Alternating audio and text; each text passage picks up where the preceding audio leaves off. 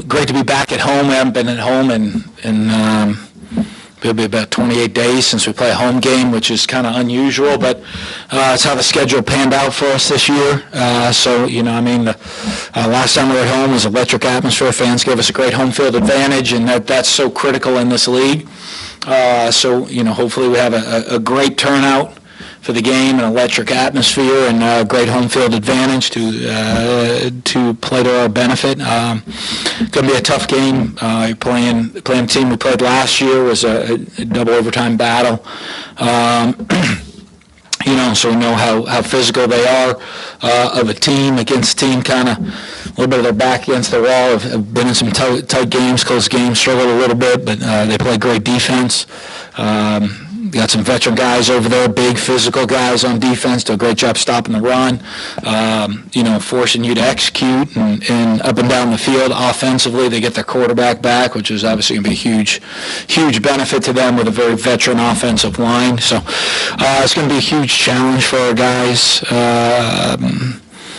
this week, and so we need to have a great week of practice coming off the bye. Hopefully, guys are mentally and a little physically fresher and get ready to go. And hopefully, we got a huge turnout with our fan base and creating that advantage for us that other people have. Questions? Coach, JTV has steadily made a climb up the tackle chart for your defense. Just what have you seen from him lately? I know he had a good game against Auburn. Yeah, he's a guy that's as a safety, doing a little bit more than he's done in the past for us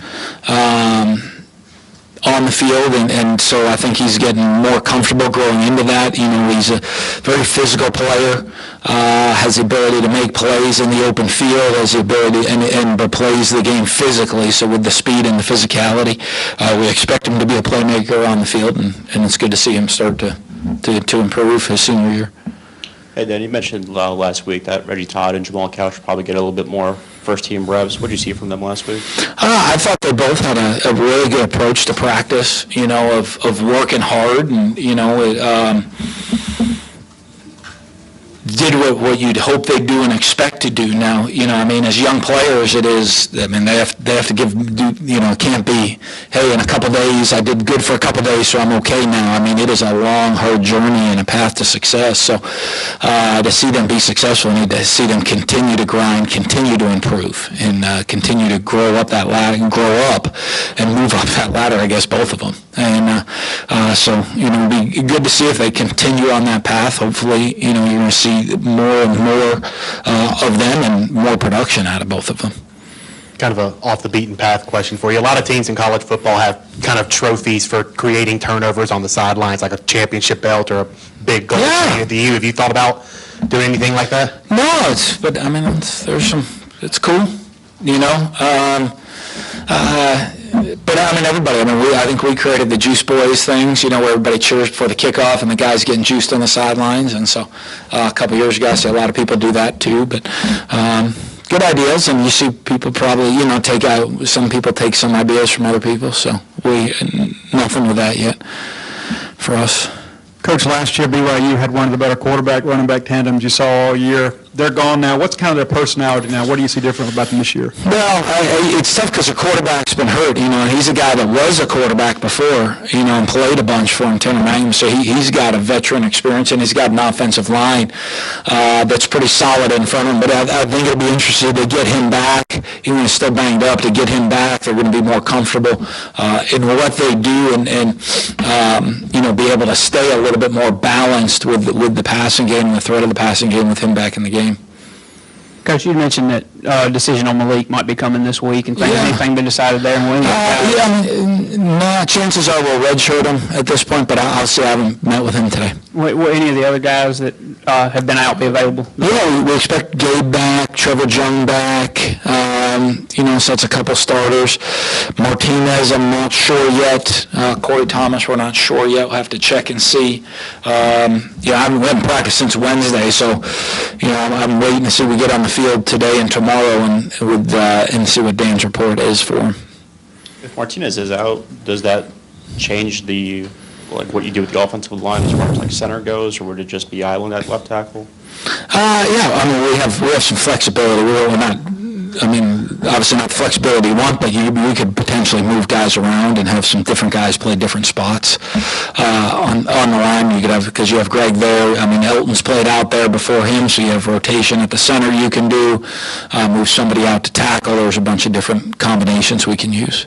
Obviously, that's a part to our team that right now, you have one senior. You want to really take your time and develop your depth there, and the injuries are not allowing us to do that. Kind of expanding on Jamal and Reggie Todd, you talked about being consistent. Is that just something that comes with experience or more reps, or your thoughts on that? Yes and yes. You know, I mean, you got to do it 10,000 times to know what you're doing. So, and they're both guys that were, a little bit raw coming out of high school, and so they're both developmental guys that have a lot of talent and ability. So, it just takes a lot of work, for them of understanding how to be an every down wide receiver, but they have the potential. Todd talked about improving the discipline of the defense. How did you see those guys improve over the bye week after those two? Yeah, I think we just, the opportunity to get back to some basics and take your time on some of the basics of stuff, and, some of the big plays that were given up or missed assignments. You have,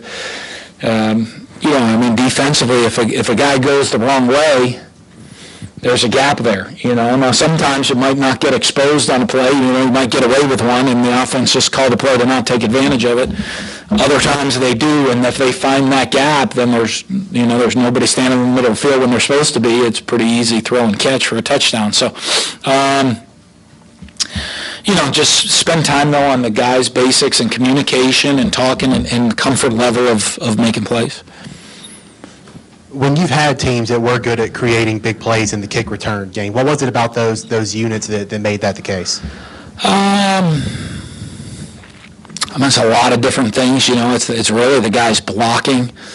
You got to have a returner that trusts what's going on, but you got to be really disciplined within the blocking and what you're doing. It's kind of when it's hit the most, and it depends a lot on who you're playing. The opportunities you get sometimes are good. I think in my years of coaching and working kickoff return, we led the country in kickoff returns won, so it was 2003 at Utah. But unfortunately, I think we had one game where we had a bunch of kickoff returns that we hit 3 of them, and so you really don't want a bunch of kickoff returns in the game, but we ended up getting a lot of yards, and it put us up statistically wise. So, it's just it's the guys executing it up front and the returner trusting it, and then depending on the situations of the game of how many opportunities you get. Todd mentioned that this has probably been the most productive Grant Harris has been for his career here. Why do you think that's been the case? I think he's just, he's just grown and matured right now as a junior.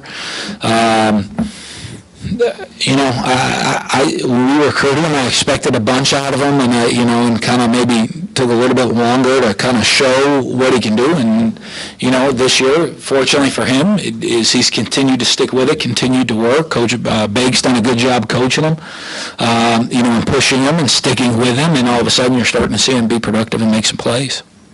BYU's had kind of a tough stretch here, losing 5 straight. What have you seen some of their issues been over the last 5 games or so? It's a bunch. One, the turnovers, I think, have hurt them like anything. And so I think one of the things you gotta look is they've had some self-inflicted errors that you look and say, okay, well, boy, they've struggled these games. Well, take away those self-inflicted errors, they don't struggle. And so what if they show up here and they don't have any self-inflicted errors? I've coached long enough to know that. You watch some film and say, okay, boy, this team's struggling. Or are they struggling, or are they making some correctable mistakes? And what happens if they show up at your place and they correct all those mistakes, or you have to go play them and they correct all those mistakes?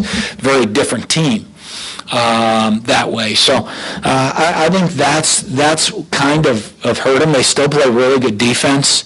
And getting their starting quarterback back could be a big benefit for them. I think we'll see a little bit different outfit than you've seen the last couple of weeks from them.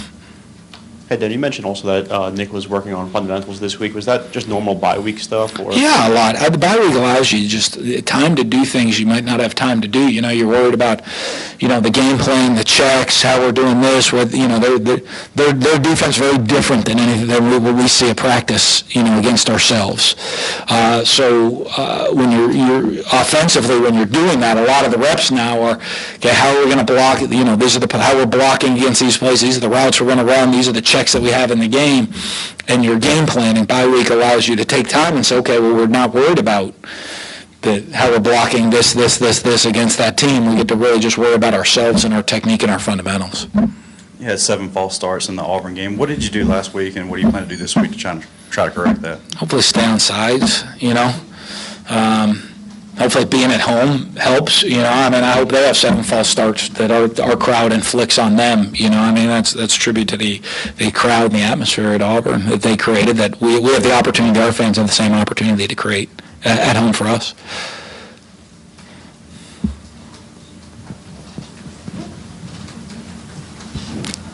Des Harris is, he's come on as a senior, one of your defensive leaders and things. Was there ever a point with him, with all the injury stuff that he had to go through, where you probably looked at him and thought that there's no way he would get to this level that he's at right now? Yeah, not as a player, because you always thought he'd have that. I always thought he had that potential to become a really good player for us, and he had a great personality. I guess the question is does he have the mental fortitude to go through all the adversity of coming back from multiple injuries to get here? And so I thought there were times where he might just hang it up and just say, hey, it might not be for me, and.